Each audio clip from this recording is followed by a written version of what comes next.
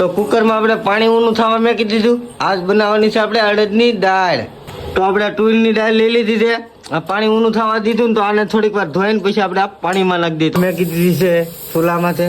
જો તાપ થાય છે ને બફાવા દેવાની છે. થોડીક જ વારમાં બફાઈ જાય. તો હળદર નાખી દીધી, બધો મસાલો નાખી દીધો, વઘાણી નાખી દીધી, માથે તેલ પણ નાખી દીધું ને આમાં મરચું નાખી દીધું છે. આપણે મેકીની કુકરમાં જોવાય સીટી વાગવા મળી જો મસ્ત મજાની. હા સીટી વાગવા મળી છે.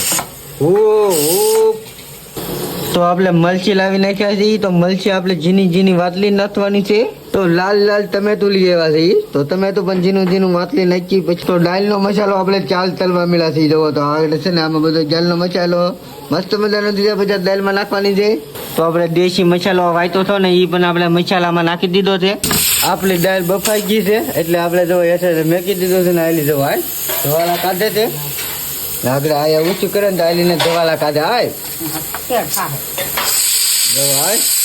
તો મસ્ત મજાની દાળ બાફી નાખી છે આપણે. તો આપણે દાળ બફાઈ ગઈ છે.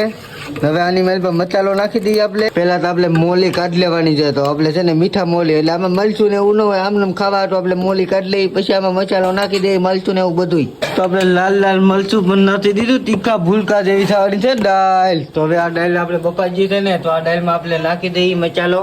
તો ચાલો આપણે મસાલો નાખવા મળ્યા છીએ. તો આમાં છે ને તીથી ભરકા જેવી આજકાલ દાળ થવાની છે. આમાં ટમેટું ને એવું બધું આપણે નાખી દીધું છે. આમ જો સ્વાદવાળી દાળ છે ને બહુ મસ્ત થાય. આમાં હળદર બાકી લાગે એવું લાગે છે.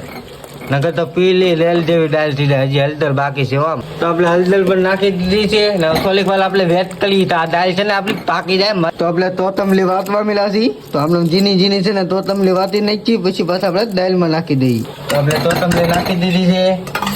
થોડીક વાર આપણે વેટ કરી.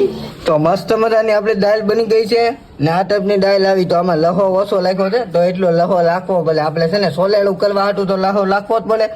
તો મસ્ત મજાનું આપણે હવે ટિફિન ભરી લઈએ પછી આપણે બપોરે તળી લેવું.